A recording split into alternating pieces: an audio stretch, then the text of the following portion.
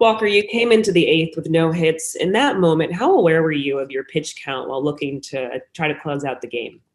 Yeah, I mean, I think that's the biggest thing. Obviously, is you want to be in a position to keep going for it, but Peralta hit one out there, and that didn't matter anymore. So, good game for us. Obviously, the offense gave me a pretty good cushion and allowed me to be aggressive. So, hats off to them and Will doing a really good job behind the plate for me.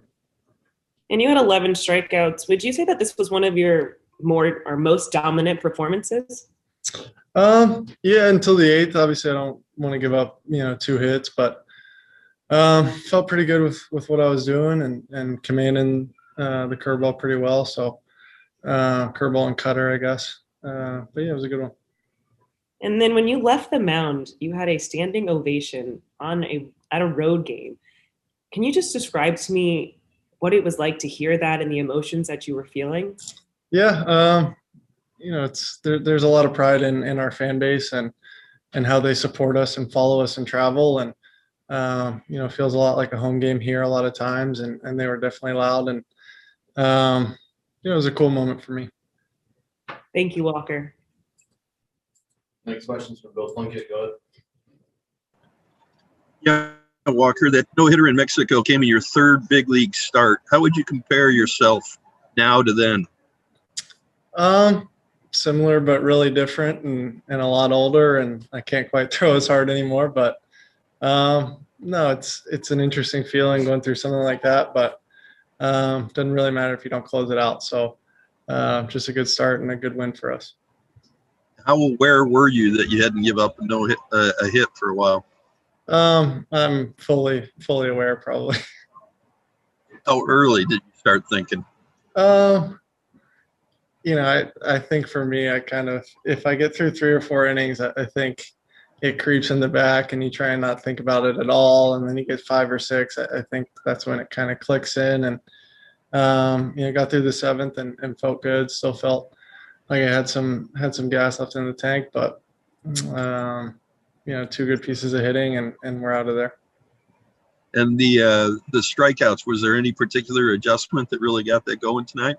No, I mean, as you and I talked about, I got a lot of 2-strike breaking balls down below where I want and some good fastballs up. So those are kind of my bread and butter for my career. So kind of getting back to throwing those well and good things seem to happen. Thanks, Walker. Next question is from Fabiana. Go ahead.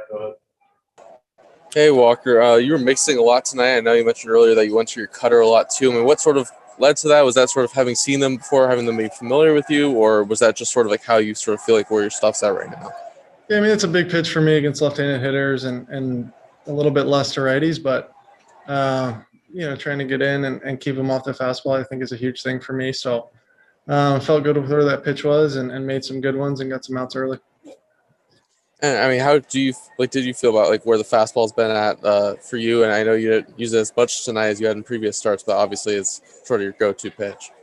Yeah, it was a little sporadic there. Walked a couple of guys, hit Kelly. So, it wasn't as kind of strike oriented as I would like to be with it, but felt like it had some good life and made some pitches with it when I needed to, I think.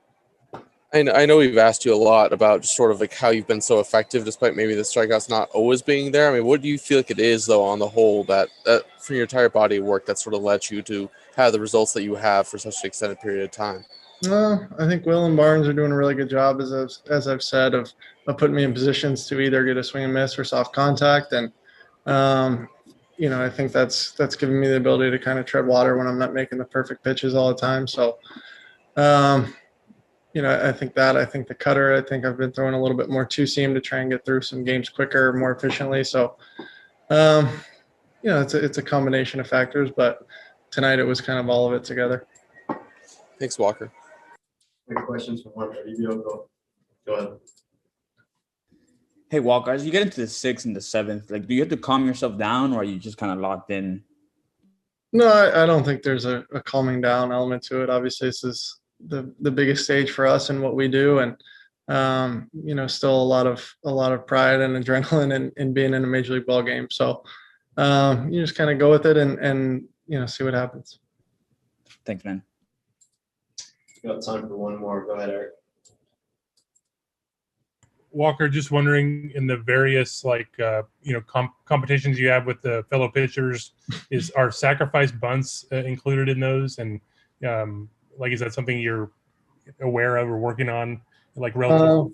No, I mean, that is part of our little offensive competition that we have going, but it's not you don't get as many points for sack bunts as you do for what Julio and Kirsch have been doing. So, no, it's been fun for us to do that. Obviously, sack bunt's a big part of our job, and I think I got 2 of them down. I got 3 down, but one of them I don't think I got credit for. So, did okay.